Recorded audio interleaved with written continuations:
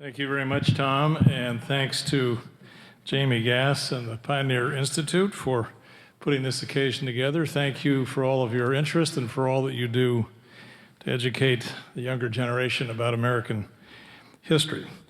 I want to begin on a personal note, and I actually brought a little something to emphasize the personality of this. This is a family heirloom. It belonged to my favorite uncle, Cornelius Eugene Kennedy, known to all of us as Gene Kennedy. He was a doughboy. He served in Company E of the 303rd Engineers of the 78th Division, which was a division recruited almost entirely from upstate New York and New Jersey. He saw combat in both the Battle of Saint Mihiel and the Mozar Gun in the fall of 1918. Spent about another 6 or 7 or 8 months in Europe waiting to come home again. Actually spent more peacetime than wartime in Europe. And he was my favorite uncle, and I'm going to come back to him at the end of these remarks. But I donned that helmet, which is actually quite weighty. It's not a tin helmet, it's steel, and it's actually quite heavy, by way of just reminding us that we are dealing here with probably the gravest and most somber of all historical topics, which is the waging of war. So I want to begin on the 4th of July, 1914. The scene is Independence Hall in Philadelphia. Speaker is President of the United States, Woodrow Wilson, giving his 4th of July commemorative address. And in the course of that address, he said the following: "What are we going to do with the influence and power of this great nation? Are we going to play the old role of using that power for our aggrandizement and material benefit only?" Now, there are several things to note, I think, about that brief two-sentence passage. And believe me, that passage can make a very excellent teaching document to ask students to really think through what is going on at that moment. But there are several things to notice about it. First of all, the date, July 4th, 1914, not only a memorable date, of course, in the American canon, but exactly 1 week after the assassination of the Archduke Ferdinand in Sarajevo. Second thing to notice about that date, July 4th, 1914, is we're 16 years after the so-called Spanish-American War of 1898.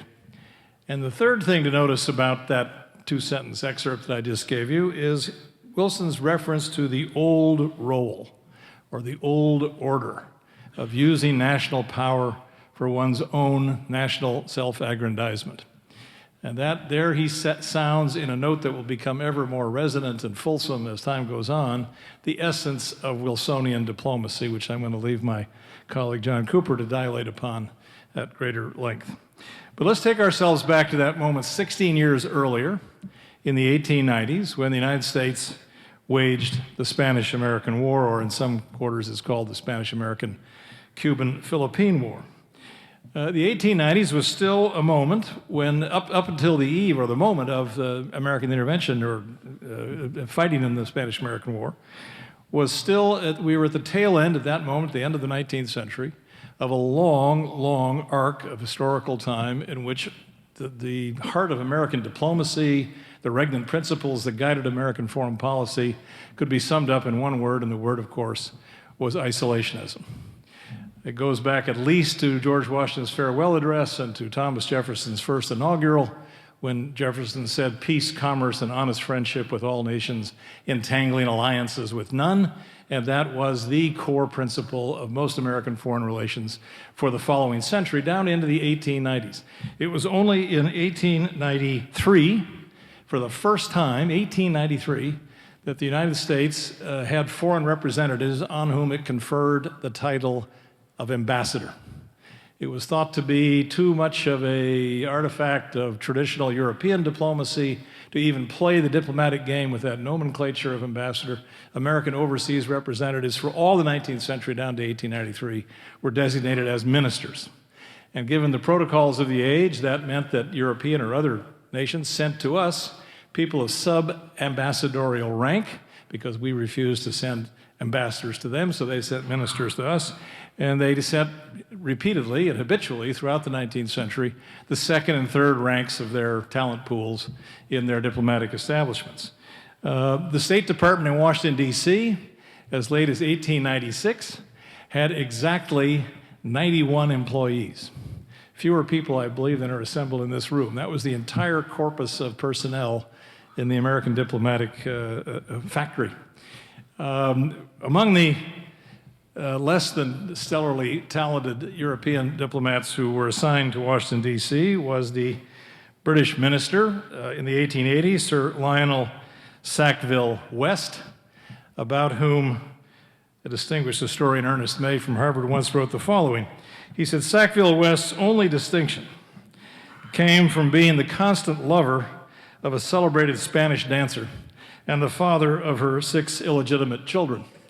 So that's the kind of person that foreign establishments, foreign governments sent to our capital because we refused to play the diplomatic game at the level that they thought was appropriate.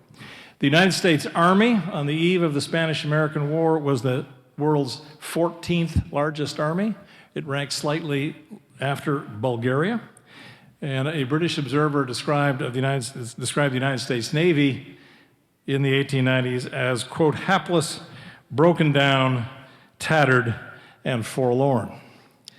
The Spanish-American War in 1898 changed, or I might say a little more precisely, threatened or promised to change many of those attributes of American diplomatic and military posture. For example, not within a decade after the war, Theodore Roosevelt sent the so-called Great White Fleet around the world. And by 1900, as early as 1900, in the very aftermath of the Spanish-American War, the United States was the most populous country in the Western world, excluding only Russia. We were the biggest grain producer in the world. We were the largest coal producer, iron producer, steel producer. We produced more energy than any other country, and we had the largest railway network in the world. We had a positive trade balance beginning in 1896 after a century of chronic trade deficits. And coincidentally enough, in 1914, before the war broke out, the United States became a net international creditor on capital account. And in the decade after after the Spanish-American War, European governments began to upgrade their diplomatic representation in Washington, D.C. in recognition of the new potential status of the United States as a fellow great power. So the British sent Sir Julian Pauncefote, for example. France sent Jules Cambon, and the Russians sent a man whose name is very Italian, Arturo Cassini, but he in fact was a senior Russian diplomat. And the upgrading of foreign legations in Washington, D.C. is just one sign of how out there in the rest of the world, the United States was now increasingly regarded as a consequential international player. So a then well-known French commentator by the name of André Tardieu in 1908 wrote the following: the United States is a world power. It is seated at the table where the great game is played, and it cannot leave it. It has a duty to pronounce upon all those questions that hitherto have been arranged by agreement only among the European powers. Now, it's a seasoned French observer in 1908. But, in my view at least, and I don't think this is an idiosyncratic view, the American people themselves were not so sure that they were a great power or even wanted to be. And here I think a remark that Henry Kissinger has made many times in various forms is all too true. And here's one version of what I think is one of the core principles of Kissinger's view of the history of American diplomacy and his own role in it. He said, the United States grew to maturity on a remote continent in the absence of threats from abroad, a luxury history has afforded to few other nations. That unique situation, says Kissinger, fostered among Americans the dangerous delusion that they could choose whether and when to participate in the world. Now, I could amplify on that a little bit and say that the Americans not only had the luxury of choosing, or they deluded themselves they had the luxury of choosing as to whether and when to participate in the world, but I would say we could take that a step further and say that Americans could choose not only whether and when to participate, but also how. And at the moment we're contemplating the first decade or decade and a half of the 20th century, the eve of World War I believe, just in some gross macro way, we might say, that the United States had three choices as to how it would engage the broader world. Now that it had the internal assets, energy, dynamism to do so, it certainly had the potential to be a great power, but whether it would be and in what fashion remained an open question. So there were three choices. One was to stick to the traditional century-long, century-old policy of isolationism, to reject any kind of permanent or pledged alliance or entangling alliance, as Jefferson called it, with any foreign nation or nations. And indeed, that traditional anti-involvement, isolationist, anti-imperialist kind of sentiment was manifest even at the moment of the Spanish-American War, when a number of people, some of them resident here in the greater Boston area, in fact, were strenuously opposed to American intervention or American participation in the Spanish-American War, and particularly the annexation of the Philippines as an American colony in the aftermath of that brief conflict. So I mentioned local folks here. I think particularly of William James, brother of the great novelist Henry James, distinguished philosopher, psychologist at Harvard, the epitome of the mild-mannered, well-spoken Boston Brahmin intellectual. When he heard of William McKinley's decision to annex the Philippine Islands, Professor James said, "God damn the United States for its vile conduct in the Philippines. How could we puke up our ancient soul and the only thing that gives it eminence among other nations in 5 minutes without a wink of squeamishness?" Well, there's a pretty strenuously declared position or re-declaration of the core of isolationist sentiment. So that was one position that remained quite robust in the American public, and not least of all in the mind of William James. Second position was, we might associate it most conspicuously with Theodore Roosevelt. And again, just for shorthand, we might call it the realist position, the kind of position that is in foreign affairs that is classically defined by the dialogue that Thucydides gives us, known in the history of the Peloponnesian Wars as the Melian dialogue, when the Melians protest against their being invaded by the Athenians, and the Athenians, the Melians say, well, we haven't done anything wrong, we haven't offended you, why are you invading us?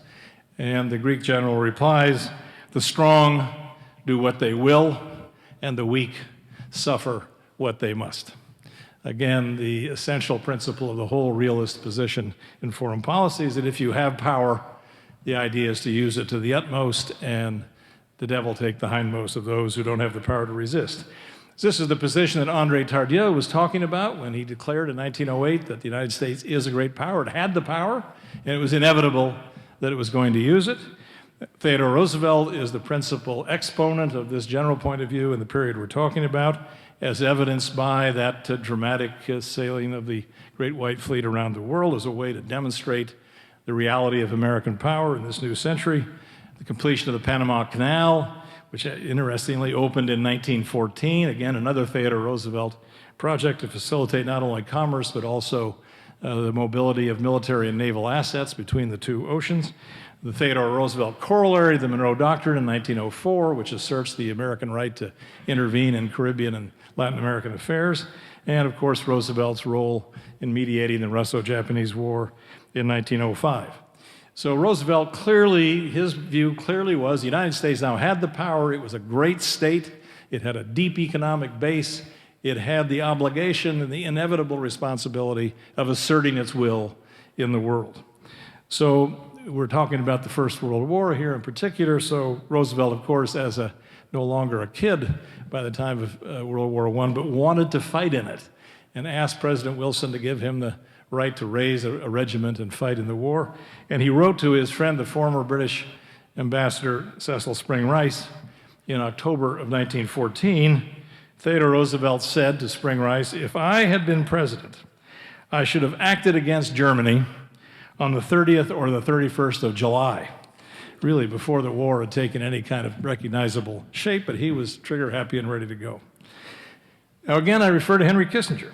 Kissinger comments on that passage of Roosevelt's, and he says that that kind of attitude was, at least at that time, positively un-American. And Kissinger goes on to say that Roosevelt was much closer to Palmerston or Disraeli than to Thomas Jefferson. Neither its experience nor its values, says Kissinger, prepared America for the role assigned to it by Roosevelt. So traditional isolationism was alive, although it didn't prove strong enough to stop the Spanish-American War. A realist position, as forcefully advocated from the bully pulpit by Theodore Roosevelt, was another choice to guide American foreign policy. But as Kissinger, I think, rightly says, many people regarded that choice then and later, as a matter of fact, as somehow not quite fully American. And that left the pathway open for a third kind of regnant, dominant foreign policy, geostrategic principle that we come to know over the course of the century as Wilsonianism. And Woodrow Wilson's views, for better or worse, plenty of room for argument about how to evaluate this, but for better or worse, I think Woodrow Wilson's views become the touchstone of American foreign policy ever since, and that policy was first formulated and articulated fully in the crucible of World War I. And I would say Wilsonianism, especially as it's first articulated in that first generation of its birth, you might say, in the early 20th century, amounts to a statement, or the subtext of Wilsonianism, is the statement that the United States will participate in the international system and play a role in the system, but only on one condition, and that is that the system itself be rearranged according to American principles and desires. So the price of American engagement and full engagement in the world is a rearrangement of the principles on which the whole global system is put together. And that transformative agenda becomes pretty close to the heart of the whole project of Wilsonianism going forward. So let me, in the few minutes that remain to me here, and I do want to come back to my Uncle Gene, for a reason that I think has some meaning. But before I get there, let me just briefly sketch how this notion of American exceptionalism, that is, that the United States has unique assets to bring to bear, and as a price of its participation, it wants the whole system to be transformed along American lines, how this notion of exceptionalism played out in all the phases of America's relationship to the First World War, the neutrality phase, the belligerency phase, and the peacemaking phase. Now, I'll just do this briefly. There's plenty more to be discussed. In the neutrality phase, it seems to me the facts speak for themselves. Note the date we're commemorating this week, as already been said, the 100th anniversary of American intervention in World War I. But note the date. The war is 2.5 years old by the time the United States decides to take a formal part in it. So American neutrality was a kind of a statement of American exceptionalism. This is a European war. We don't have a dog in the fight. Let those Europeans settle their hash amongst themselves. Thank God that Columbus discovered this continent. We're so happy to be rid of all those old world problems. This was an instinctive, reflexive reaction in much of the American public, and indeed in the American Congress. And it's worth remembering, I think, that when Woodrow Wilson on April 2nd, 1917, asks the Congress for a declaration of war, he gets it 4 days later on April 6th, but there are 56 votes in the Congress against the declaration, 50 in the House and 6 in the Senate. The next and last time that the Congress of the United States declared war, in 1941, there was exactly 1 vote in the House against the war resolution, and we've lived kind of in the shadow of that notion ever since, that when it comes time for war, we unite. But in 1917, 56 United States representatives voted against the war resolution. Again, an expression of great tentativeness and hesitation about whether this was the right thing to do. So the neutrality period, the fact that it lasts 2.5 years, that even with egregious insults to American honor, the sinking of American ships in the Atlantic in the late winter and early spring of 1917, you still get 56 votes against the war resolution. In the belligerency period, this is a less well-known story, but there are several aspects of American belligerency that remind us of the qualified nature of American participation in the war. First of all, After April 6, 1917, the American declaration of war, the coalition that had taken up arms now against the Austro-Hungarian Empire and Wilhelmine Germany was known as the Allied and Associated Powers. The associated power was the United States, which refused to be a formal ally of the British and the French and the Russians, and later the Italians, against Germany and Austria-Hungary, for reasons of wanting to reserve diplomatic freedom of action, not commit itself to the peace program of comrades in arms. So again, even in the belligerency period, you see this standoffishness, this hesitation to fully embrace the war plans and war goals of people with whom, alongside of whom, we had taken up arms. Secondly, again, a much less well-known aspect of this whole episode, but one that I think speaks volumes, is what's known in the literature as the amalgamation controversy. The principal demand of particularly the British and the French, once the United States had declared war, was for manpower. And again, we make a mistake, a bad mistake in my mind, if we read back into the First World War era the true story of World War II, when the United States was the arsenal of democracy and supplied non-trivial quantities of war materiel and financial material to the Allied governments. Far less true in World War I. The American force that actually fought in Europe used mostly French artillery pieces, was transported in mostly British ships, and largely outfitted by the British and French military operations. But what the British and the French really wanted was troops. They wanted troops to be sent as quickly as possible, mustered under French and British command, and put into the line with all dispatch. Both General Pershing and Woodrow Wilson resisted that strenuously. They wanted to retain an independent, autonomous American force that would fight in its own sector and in coordination with the British and the French, to be sure, but certainly not under their command, and certainly not as part of a politically organic military effort.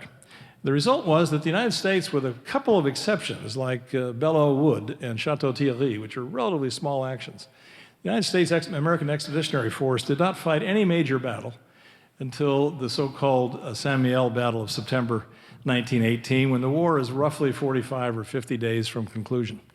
So the major American military efforts were in those two battles in which Uncle Gene fought, at Saint Mihiel and Meuse-Argonne. Both happened September, October, November 1918. Of course, the war is over on November 11th, 1918. So again, even during the belligerency period, the United States is, in some measure, holding at arm's length the countries alongside of which it is fighting, and holding out for some distinctive role that Wilson will play when we finally get around to peacemaking. And again, I'm going to leave it largely to my colleague John Cooper to talk about Wilson and peacemaking and the Treaty of Paris, otherwise known as the Treaty of Versailles, mostly negotiated in Paris, signed in Versailles, and how it failed in the United States Senate. But again, I don't think I need to belabor the point that Wilson brought to the peace negotiations an agenda not simply to settle the war, but to reorder the international system, to create new institutions, most conspicuously the League of Nations, which, ironically, of course, the United States Senate refused to ratify the treaty, and even though the League is the brainchild of the American president, it doesn't come into being. But again, I'm going to leave that for discussion and for my colleague John Cooper to talk about in more detail. But let me just conclude my remarks by going back to my Uncle Gene, by way of reminding us of something fundamental about this war, and I would say, frankly, about all wars. The Library of Congress has an exhibit on World War I that just went up this month, just I think the last few days. And the Library of Congress magazine has the current issue is devoted to this. They asked me to write a little squib for the back page. I think that's what the feature is called, the back page. And I brought, and I think you will get it if you don't already, I brought a photocopy of that page. I apologize for the outsized photograph of the author, but that's just the way they printed it. But there's a little essay in there, it's very short, and I just want to give you the highlights of it here, by way of conclusion. So to repeat, my uncle Gene, Cornelius Eugene Kennedy, drafted at age 31 from his hometown of Watervliet, New York, outside of Albany. Went off to fight in the war. He had never handled a rifle, until he was put into the front line at Saint Mihiel in September of 1918. There was such a rush to get troops to Europe that they were very poorly trained, very poorly equipped, and in particular, they were very poorly fed. My uncle lost about 20 pounds in the run-up to the war, and much of his time, as he recorded in his diary, as they get ready to go into battle, is spent foraging for food in the French countryside, just any place they could find it. Chickens, apples, eggs, you name it, because the rations, the supplies, the food supplies they were given were terribly inadequate. But fast forward 50 years, almost, 49 years, 1966, and I was then in graduate school at Yale, and my Uncle Gene was the closest blood relative I had up there in Albany. I used to visit him quite frequently.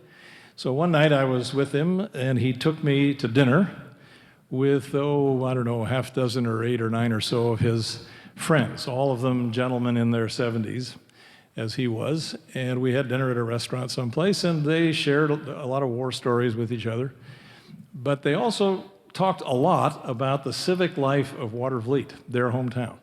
And it turned out that my uncle had been the chair of the school board in Watervliet for many, many years, and several of these other people had served on the school board with him. One had been mayor, some had been on the city council, another run a sewer district. They were the pillars of the community. They were the first citizens in their generation of Watervliet, New York. So dinner concluded, I'm driving home with my uncle. He's driving, I'm in the passenger seat in the front, and I said something about how much I enjoyed the dinner, and I said something to the effect that it was moving and inspiring for me to be in the company of people who had been such pillars of their community and made things run in this little town and had such a civic commitment, and how I admired them. And it's one of these moments that's lodged deep in my memory and just will never go away. My uncle said, he said, yeah, that's true, that's right. He said, I want to tell you something. He said, I was in France with those men in 1918, and I've seen them do things you would not believe. Well, in my, whatever I was, 25-year-old callow innocence, I said, well, what do you mean?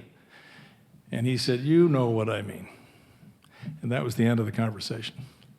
And what he meant was, I'm now convinced, it took me a while to puzzle it out, I was a young kid, innocent kid, he'd seen those pillars of the community commit atrocities.